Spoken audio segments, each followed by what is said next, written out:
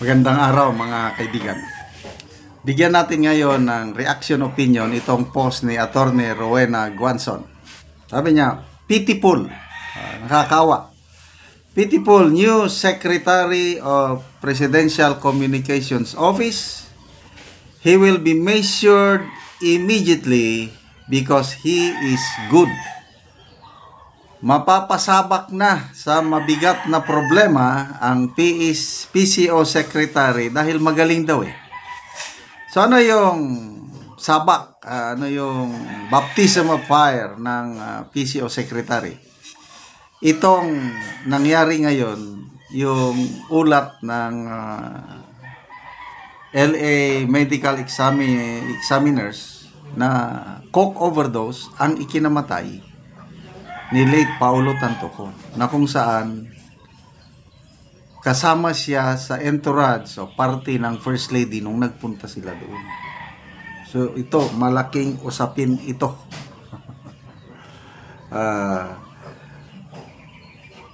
Sabi ni Noel Bia, Ma'am, bilang PCO pati Solicitor General masakit agad ang ulo. Kauupo pa lang nila, sabak agad sa gera. Okay. May halos ganyan din ang post. Ganyan din ang post ni Kipichu. Punta natin yung post ni Kipichu na awang-awa sila kay PCO Secretary Dave Gomez. Ito, kay Kipichu. I've been thinking all day of the very tricky communication challenge that faces the new PCO chief na bagong salang pa lang, major crisis na ang hinaharap. Good luck, Mr. Gomez. A wrong move can make the difference between this being just a public relations crisis to this being a full-blown political, even legal scandal. Me, sabi ni Cresceta, personally, if I were part of Palace Communications, I would strongly suggest to the First Lady that she face the public after the recent news about the coroner's finding. Coroner's yung medical examiner na nagsabi na coke overdose ang ikinamatay ni Mr. Tantoco. Okay. Ituloy ko lang basahin itong post ni Kipichu.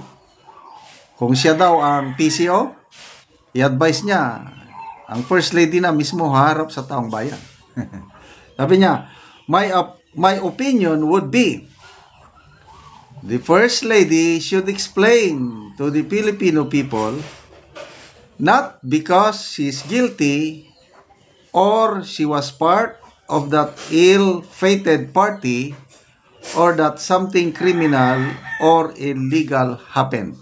So, klaro ito Ang pagharap ni First Lady, kung sakasakali, it does not mean na guilty na siya, na may kinalaman siya sa pangyayari. Magpaliwanag lang. Ganon ang sinasabi ni Kipichu.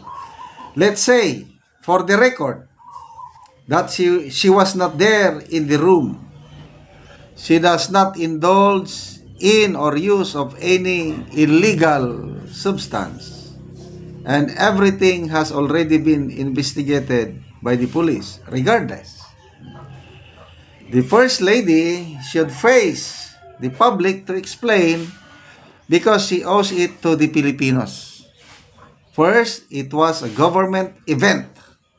Yan na nga, ginastusan natin taxpayers' money yun. It was a government event of which she was the highest ranking personality to attend. Command responsibility. Parang sundalo rin pala itong si Crescet. Nakakaintindi siya ng command responsibility.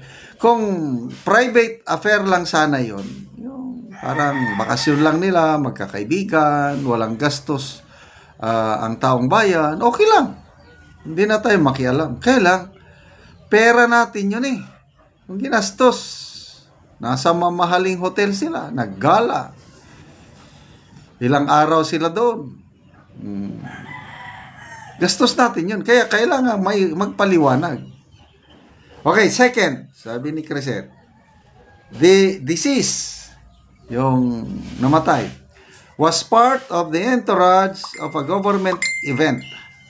We are responsible for this person, even if that person is an adult, because he is part of the Philippine team. Kailangan ma-feel ng mga Pilipino na compromise sila. That the US will now have something on us because of this. If our government chooses to sweep this under the rug, I know Filipinos will not let this issue rest. Yung bang tabunan ba, pabayaan na lang, hindi tatahimik daw ang nakakaraming Pilipino. Ano sinasabi niya? Mag-open ng ammunition center depot sa Balintawak Market kung gusto nila. Sa Subic ang gusto nila kailang ililipat sa Balintawak Market. People will assume our leaders' decision won't be for our country but because hawak tayo sa leeg. May mga nababasa na akong ganyang mga opinion na dahil sa pangyaring ito, parang sunod-sunuran na lang tayo sa kagustuhan ng US. And we don't want this.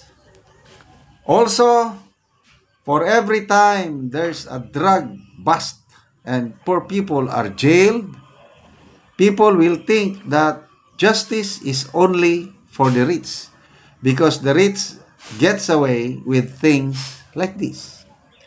Resentment and doubt will follow the government if they don't act. Justice would be seen as selective. Trust will erode even further. And if the First Lady will continue represent us Filipinos in high-profile events abroad, and if there are other international appearances, she needs to be able to lay the issue to rest. I think keywords, di kasama ang legal issue, moral responsibility, humility, and sincerity. Kaya ako as palace strategist, ito ina-assume lang ni Crescent na siya yung nasa communications ng palasyo.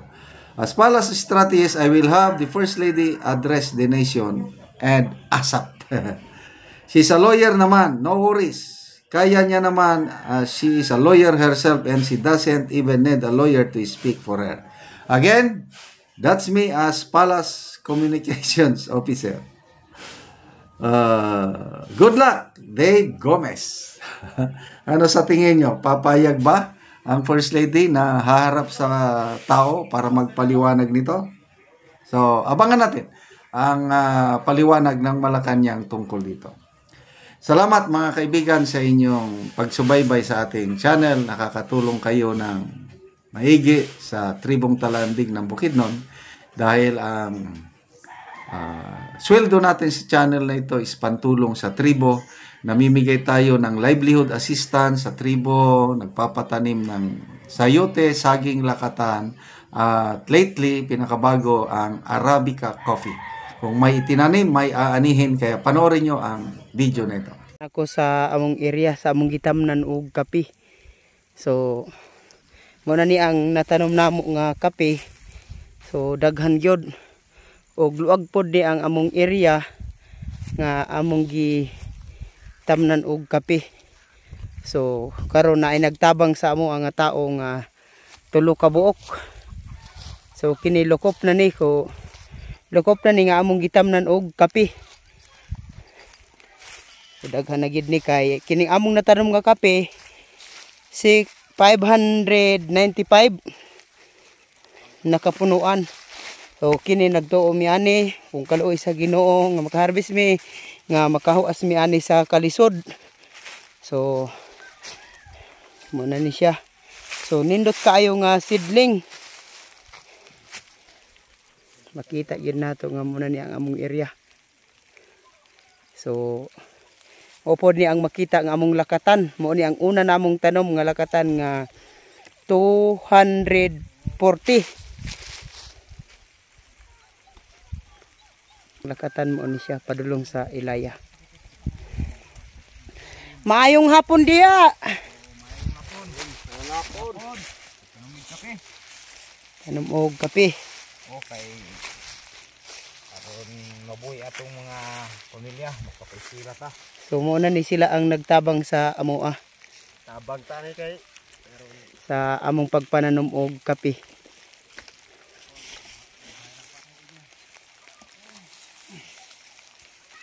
So salamat kaayo sa Ginoo og sa nagatan-aw sa video sa YouTube sa padayon nga pagsuporta sa amoa sa pagpananom og uban pa nga magamit namo hinaot nga tagaan mo og maayong panglawas ug mapadayon kini nga tabang aron kami makahawas sa kalisod. Salamat and God bless.